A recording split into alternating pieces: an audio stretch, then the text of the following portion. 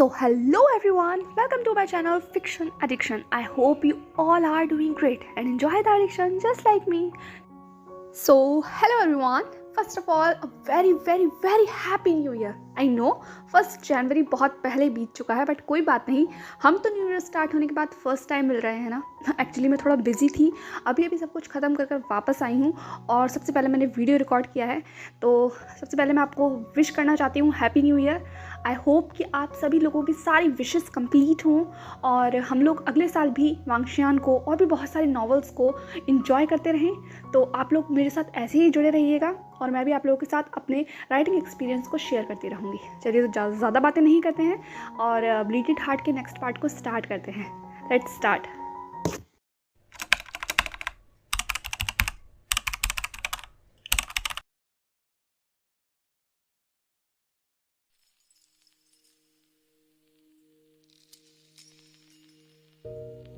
लान वांग जी, तुम मुझे विवुशियान कह सकते हो।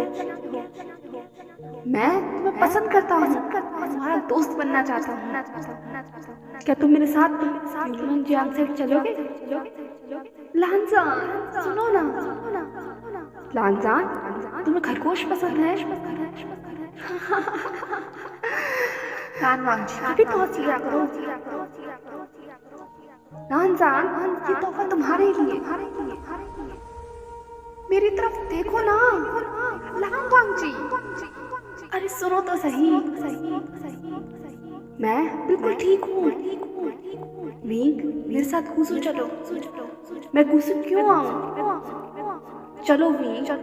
नहीं, मैं नहीं आऊँगा तुम्हारे साथ। तुम सब मेरे खिलाफ हो, कोई मुझे पसंद नहीं करता। मैं तुम्हें पसंद करता हूँ वींग। सच में लान वांग जी, क्या तुम मुझे पसंद करते हो? कहो ना लानर काका। वींग।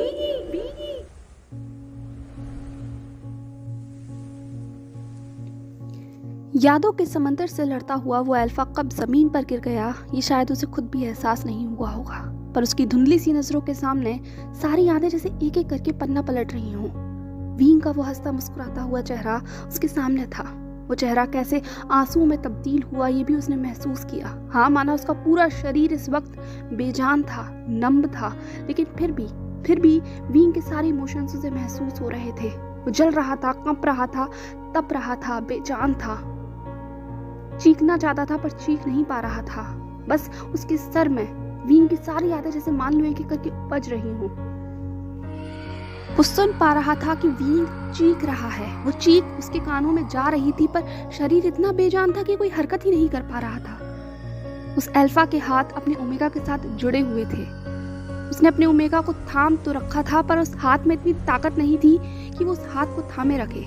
लानजान की आंखों के सामने अंधेरा था, धुंधलापन था, आंसू भी थे।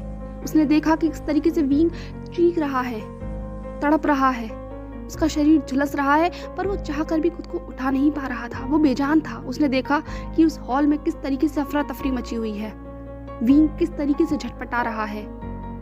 लान वांग जी खुद अपने शरीर को घसीट कर वींग के पास ले जाना चाहता था। उसने हर मुमकिन कोशिश की और आखिर में वो वींग के करीब पहुंच ही गया, पर वींग उससे खुद को दूर कर रहा था। वो ऐसे फड़फड़ा रहा था जैसे मान लो कोई मछली पानी के बगैर फड़फड़ाती हो। लान वांग जी ने महसूस किया कि वहां उस भीड़ में अचानक से किसी के कदमों की आहट होती है। कोई चीखता हुआ उसके वींग के करीब आ रहा था, उसके ओमेगा के करीब आ रहा था और देखते ही देखते उस शख्स ने एक बड़ा सा काला लिबास उस वींग के शरीर के ऊपर डाल दिया। लान वांग जी की अधूरी आंखों में कोई एहसास तो नहीं थे पर जज्बात बहुत थे जो कि आंसुओं के सहारे बह रहे थे। वो इतना कमजोर कैसे हो गया? उसका पूरा शरीर उसका साथ क्यों छोड़ रहा है? उसका दिल इतना चीख रहा था, इतना रो रहा था कि भागकर बस वींग को अपनी बाहों में छिपा लेना चाहता था। लान वांग जी को जलन महसूस हो रही थी उस कपड़े से भी, पर इस वक्त उसके माइंड में बहुत सारा काओस मचा हुआ था। पुरानी यादें जैसे लान वांग जी के अंदर दाखिल हो रही हों, समा रही हों, उसके शरीर के एक एक पुर्जे तक पहुंच रही हों। हर चीज जैसे अपनी शख्सियत को बताना चाह रही हो। लान वांग जी का जो दिमाग था वो इस वक्त प्रेजेंट और पास्ट में जैसे उलझ गया था। क्या हकीकत है, क्या सपना है, क्या अब हो रहा है और क्या हो चुका है? ये चीज जैसे जंग में बदल गई थी। कुछ भी हो, फिर भी लान वांग जी ने अपने शरीर की सारी ताकत को अपने ओमेगा के हाथ को पकड़ने में लगा दिया था। इस वक्त सिर्फ लान वांगजी अपने दिमाग को सिर्फ एक ही जगह लगाना चाहता था और वो था विंग के उस हाथ को पकड़े रखना। अंततः उसने उस हाथ को पकड़े ही रखा। उसके कानों में आवाज़ जा रही थी। जो शख्स उस हॉल में दाखिल हुआ था वो विंग को लगातार मास्टर मास्टर कहकर बुला रहा था। वांगजी ने महसूस भी किया था कि कोई उसके करीब भी आया है और वो और कोई नहीं लैन शिचेन था। लैन शिचेन ने लान वांगजी की हालत को जब ऐसे देखा तो वो भी कांप गया था। लैन कुरैन भी कोई अलग नहीं था। हाँ, इस वक्त इन सब चीज़ों से देखकर कुछ ना कोई घबरा गए थे, क्योंकि इस हॉल के अंदर हीलिंग पैट्रियार्क का आ जाना कोई अपने आप में बहुत बड़ी घटना तो थी ही। उन दोनों का मेटिंग बॉन्ड शेयर होना ये भी अपने आप में बहुत बड़ी घटना थी कल्टीवेशन वर्ल्ड के लिए। लेकिन अभी जो हो रहा था वो उससे भी ज़्यादा दिल दहलाने वाला था, क्योंकि जिस तरीके से विंग के हालात थे और जो कुछ भी लान वांगजी के साथ हो रहा था वो कहीं ना कहीं हर एक इंसान के अंदर एक खौफ को पैदा कर रहा था। सबकी रुचि तो थी जानने में कि हो क्या रहा है, पर किसी के भी कदम इजाजत नहीं दे रहे थे कि कोई आगे आकर देख ले। इस वक्त लैन शिचेन लान वांगजी को बस अपनी बाहों में पकड़ना चाहता था। वो बार बार लान वांगजी को होश में लाने की कोशिश कर रहा था, पर उसके भाई का कोई भी असर नहीं हो रहा था। लैन शिचेन ने अपनी घबराई हुई आवाज में पूछा, वैनिंग तुम? वैनिंग ने अपना सर झुकाकर कहा, मास्टर हमें मास्टर को ले जाना होगा। लैन शिचेन ने इस वक्त होशियारी से काम लिया, क्योंकि वो जानता था कि ये इस वक्त पूछने का नहीं है। ये दोनों अल्फा और ओमेगा बहुत तकलीफ में हैं। जो कुछ भी इन लोगों के साथ हुआ है उस बारे में बाद में पता किया जा सकता है। वैनिंग ने जब लान वांगजी की तरफ देखा तो उसने कहा, सबसे पहले हमें इनके हाथों को अलग करना होगा। लैन शिचेन ने लान वांगजी से विंग के हाथ को छुड़ाने की कोशिश की, पर लान वांगजी ने और कसकर विंग के हाथ को पकड़ लिया। लैन शिचेन ने अपनी घबराई हुई आवाज में कहा, प्लीज वांगजी, हाथ छोड़ दो मास्टर, वे इस वक्त तकलीफ में हैं, छोड़ दो उनका हाथ। पर वांगजी ने विंग का हाथ नहीं छोड़ा, बल्कि और अपने आप को घसीटता हुआ वो विंग के करीब ले गया। विंग इस वक्त कांप रहा था, वो अपने होश में नहीं था। वो इस तरीके से झटपटा रहा था कि वैनिंग ने उसको अपने कंधों से थाम रखा था। लान वांगजी ने कहा, वी।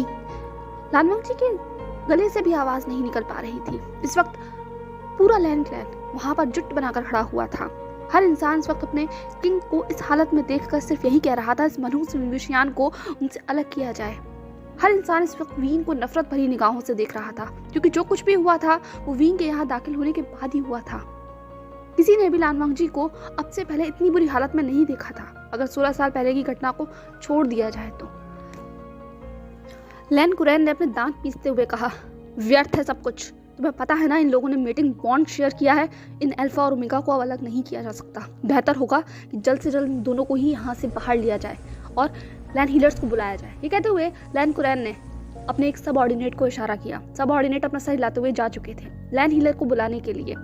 वैनिंग ने कहा, हमें मास्टर को जल्द से जल्द किसी छांव भरी जगहों में ले जाना होगा, वरना चीजें और ज्यादा बदतर हो जाएंगी। वैनिंग ने विंग के शरीर को उठाने की जैसे ही कोशिश की, वैसे ही एकाएक लान वांगजी की जो आंखें थी वो लाल हो गई। वो ग्रोल करने लगा। उसने अपने अल्फा फेरामोन्स को छोड़ना शुरू किया। इतनी ज्यादा तकलीफ में होने के बावजूद भी, इतना कमजोर होने के बावजूद भी लान वांगजी किसी को भी अपने ओमेगा के करीब नहीं आने देना चाहता था। उसने अपने आप को लैन शिचेन की पकड़ से छुड़ाया। लैन शिचेन ने कहा, वांगजी तुम कर क्या रहे हो? पर लान वांगजी ने सिर्फ लैन शिचेन को घूर कर देखा। उसकी आंखों का मतलब सब जानते थे कि दूर हो जाओ, किसी को भी करीब आने की इजाजत नहीं है। लान वांगजी ने अपने कांपते हुए शरीर से विंग के शरीर को अपनी बाहों में भरा, अपनी पूरी ताकत से अपने अल्फा को बाहर निकाला। उसने अपने बड़े बड़े पंखों के भीतर अपने विंग को बिल्कुल एक बच्चे की तरह कैरी कर लिया था। अपने फैंक्स को बाहर निकाला और एक लंबी उड़ान लेता हुआ वो जिंगशी की तरफ जा चुका था। हर इंसान इस वक्त लान वांगजी को देख रहा था। एक पोजेसिव अल्फा, एक ऐसा अल्फा जो अपने ओमेगा के करीब किसी को भी आने नहीं देना चाहता था। बेशक वो खुद मरने की कगार पर पहुंच जाए, पर वो अपने ओमेगा को छोड़ेगा नहीं। सब इस वक्त सिर्फ लान वांगजी के उस अल्फा रूप को दूर जाते हुए देख रहे थे। वो विकराल रूप, हाँ, उस रूप में एक तड़प थी। उसकी आवाज पूरी लान क्लान के अंदर सब गूंज रही थी। उस आवाज के अंदर अपने ओमेगा के लिए चाह थी, प्यार था, दूरी का एहसास था, चिंता थी। सब महसूस कर पा रहे थे लान वांगजी की बेचैनी को। और सारा क्लान इस वक्त सिर्फ लान वांगजी को अपनी बेबस निगाहों से देख रहा था। लैन कुरैन ने दांत पीसते हुए कहा, देख लिया, बस इसी चीज का मुझे डर था। ये कहते हुए वो अपनी स्लीव्स को पटकता हुआ आगे बढ़ गया। लैन शिचेन भी बस अपनी निगाहों को अब आसमान से उठाकर जिंगशी की तरफ बढ़ाने के लिए तैयार था। वैनिंग भी उन सबके साथ चल रहा था। वैनिंग को सब किस निगाहों से देख रहे थे ये वैनिंग भी महसूस कर पा रहा था, पर फिलहाल उसके लिए उसके मास्टर सबसे ज़्यादा ज़रूरी थे। कुछ ही पलों के अंदर जैसे ही वो लोग जिंगशी के सामने दाखिल हुए, वैसे ही लानवांग जी भी अब जमीन पर उतर चुका था। वो इस वक्त अपने अल्फा और ह्यूमन फॉर्म के बीच में था, यानी कि उसके अपर का जो टॉर्सो था वो इस वक्त ह्यूमन फॉर्म में आ चुका था और जो लोअर बैक थी वो इस वक्त अल्फा फॉर्म में थी। उसकी आधा फेस गोल्डन और आधा वाइट था। देखने में लानवांग जी इस वक्त बहुत ही ज़्यादा अग्रेसिव लग रहा था, पर जैसे ही उसने अपने कदमों को ज़मीन पर रखा था उसके शरीर से जैसे मान लो सारी ताकत चली ही गई हो। वो बस गिरने ही वाला था कि लैन शिचैन ने उसको सहारा देकर ठीक खड़ा करने की कोशिश की। गिरते पड़ते जैसे तैसे लानवांग जी ने अपनी पूरी ताकत लगाकर वींग को अपनी जिंगशी में अपने उस नरम बिस्तर के ऊपर रख दिया था, और जैसे ही वींग को उसने उस बेड के ऊपर छोड़ा वो खुद भी निढाल होकर वहीं उसके बगल में लगभग ऐसे गिर गया जैसे मान लो शरीर से सारी ताकत निकल गई हो। लानवांग जी एक लाइट बियरिंग गॉड था, उसे इसीलिए हांगवांग जुन कहा जाता था। उसकी बॉडी से आता हुआ वो वाइट ऑरा सभी महसूस कर पा रहे थे। वो वाइट लाइट जाकर किस तरीके से वींग के डार्क एनर्जी से जाकर कनेक्ट हो रही थी। वींग की बॉडी से भी एक ब्लैक स्मोक निकल रहा था। वो ब्लैक और वाइट स्मोक दोनों आकर एक पॉइंट पर जुड़ रहे थे, और जो जुड़ाव था वो उन दोनों का हाथ था। देखने में नज़ारा बड़ा ही दिलचस्प था, लेकिन बहुत ज़्यादा दर्द और डर पैदा करने वाला भी था। जो लोग उन दोनों की चिंता कर रहे थे वो दर्द महसूस कर रहे थे, और जो लोग सिर्फ वहाँ सिर्फ मजा लूटने के लिए खड़े हुए थे उन्हें डर लग रहा था, क्योंकि ये चीज़ बहुत ही अलग सी चीज़ थी। सब महसूस कर पा रहे थे कि दो ताकतें आपस में लड़ रही हैं, दो एनर्जी आपस में लड़ रही हैं, या तो मिलने के लिए या तो अलग होने के लिए। दोनों अब पूरी तरीके से अपने होश से बेहोश हो चुके थे। मास्टर होश में आइए। लगातार लैन शिजोई लानवांग जी के बगल में बैठकर सिर्फ यही बुला रहा था। लैन शिचैन ने उसके कंधों पर हाथ रखते हुए कहा, तुम्हें इस वक्त वांग जी को अकेला छोड़ देना चाहिए। खड़े हो जाओ उसके पास से। पता नहीं हमें इन दोनों के साथ क्या हो रहा है। वैनिंग, क्या तुम हमें कुछ बताओगे?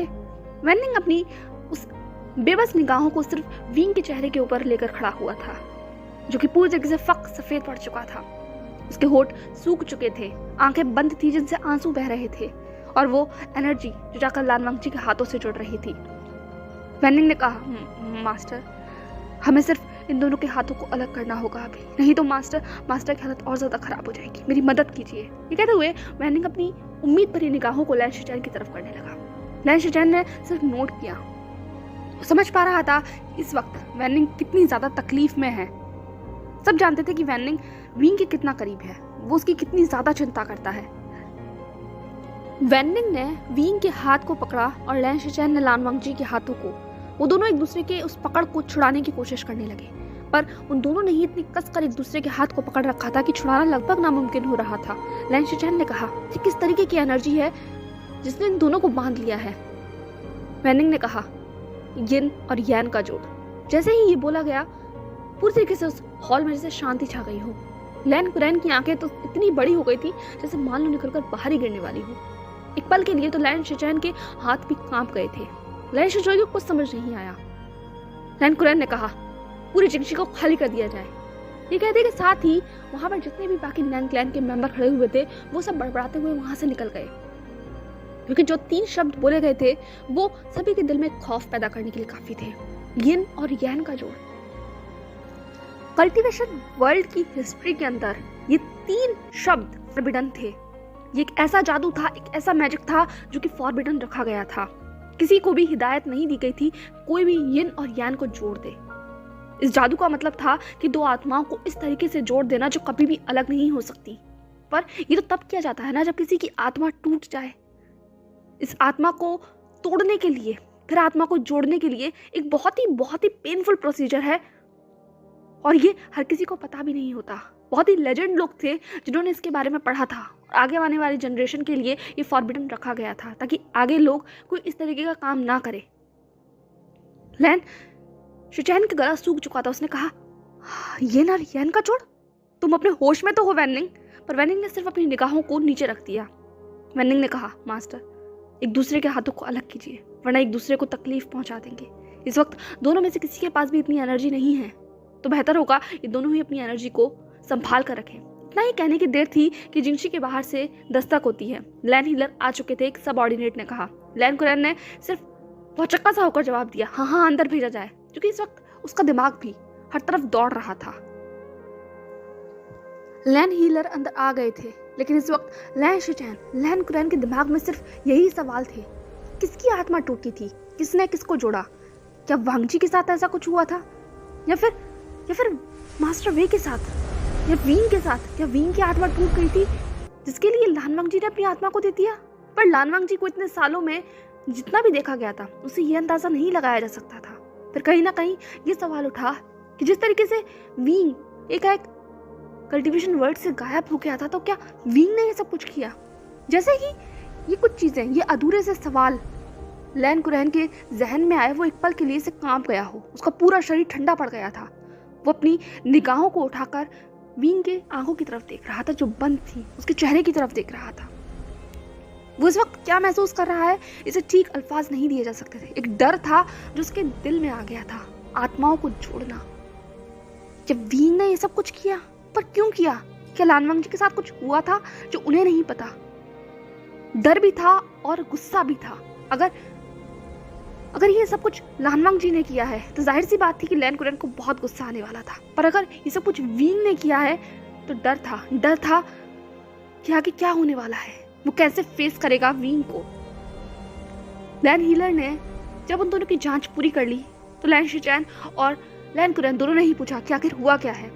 पर हीलर्स बिल्कुल ही अनजान थे। उन्होंने कहा पता नहीं, ये कुछ बहुत नया है।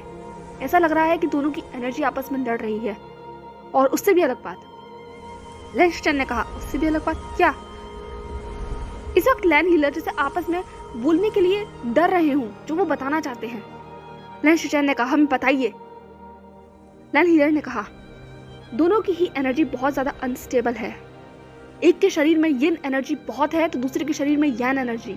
कहा नहीं जा सकता कि हो क्या रहा है। पर उससे भी अलग बात तो ये है कि एकाएक वो रुक गए। लैन कुरैन ने कहा, बोलिए, इतना समय नहीं है। आप जानते हैं ना कि किंग की हालत कितनी ज्यादा खराब है। उस लैन हीलर ने कहा, किंग ठीक है, पर ओमेगा की हालत बहुत ज्यादा खराब है। जल्द से जल्द कुछ करना होगा, वरना एक नहीं 2 जिंदगियां दांव पर लग जाएंगी।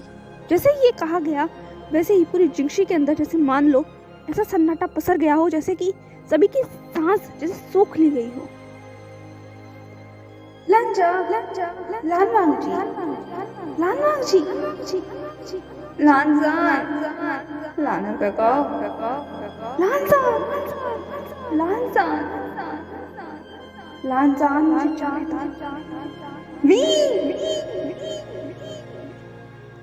यादों के समंदर से जूझता हुआ लान वांगजी चिल्लाकर अपने सपने की उस गहरी नींद से जाग गया था। उसका पूरा शरीर पसीने से तरबतर था, आंखों में आंसू थे, साथ ही एक तड़प थी, डर थी जो कि बाहर आने के लिए तैयार थी। लान वांगजी एक झटके से वहीं खड़ा हुआ। वो बस भागकर उस इंसान के पास जाना चाहता था जिसने उसकी यादों में अपनी उस शख्सियत को, अपनी उस शक्ल को साफ कर लिया है, जिसे वो इतने सालों से भूले बैठा था। लान वांगजी की आवाज़ पूरी जिंगशी में गूंज गई थी। उसकी आवाज़ सुनते के साथ ही लैन शिचैन, जो वहीं थोड़ा दूर मेडिटेशन में लीन था, वो भी अपनी मेडिटेशन से बाहर आकर लान वांगजी की तरफ देखने लगा। उसने तुरंत अपने आप को ठीक किया और वांगजी की तरफ अपने कदमों को बढ़ाया। उसने अपनी डरी हुई आवाज़ में पूछा, लान वांगजी तुम ठीक तो हो? पर वांगजी की निगाहें तो सिर्फ इस वक्त वीन को खोज रही थी।